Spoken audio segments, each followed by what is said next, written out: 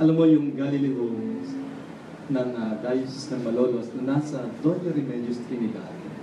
Dito po namin kinakalinga ang mga naligaw ng landas, mga kabataan na nalulong sa masamang bisyo.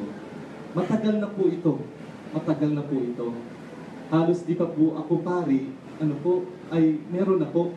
Mga 80s pa po, kay Father, nagsimula yan kay Father Dwight Concepcion, ngayon si Father Joshua Pangaliban na nandoon, ay napaka-inam po na dinadala po namin doon ang mga naligaw ng landas ng mga kabataan.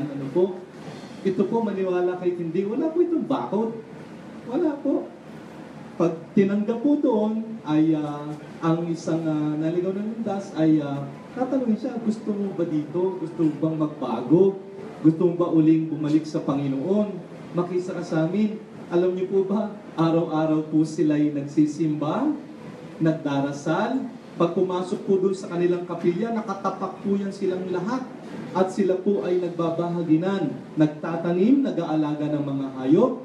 At kung talagang sa palagay nila, ay kaya na nilang bumalik sa kanilang pamayanan, ay sinisiguro naman po na sila'y maayos na. Marami na po nanggaling dyan. Ang iba'y nasa ibang bansa na, iba'y nasa kanilang pamilya niya.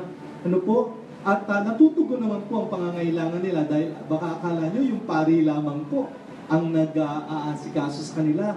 Mga nagpupunta po doon, may mga doktor, may mga psychiatrists, mga volunteers po ng Diocese ng Malolos, ng probinsya ng Bulacan. At ang aming pong pari doon, na chaplain, ay si Father Joshua Pangaliban, gumagawa po ng lahat ng paraan.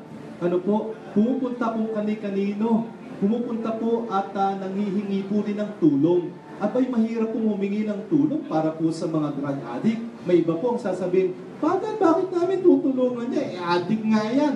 Hindi po nananawa si Father Joshua, nakikiusap po siya. Sa awa naman ho ng Diyos, hindi ho nagugutom ang mga nandoon. Dumadami pa nga po ang kanilang tulong na nanggagaling kung saan. Tingnan niyo po yun. Yung awa po ng Diyos, hindi po para lang po sa nakakaawa talagang iniwan lang sa lansangan, kundi maging ang mga ganito pong tao, mga ganito pong kabataan, pinararamdam po sa pamamagitan ng simbahan na may awa ang Diyos.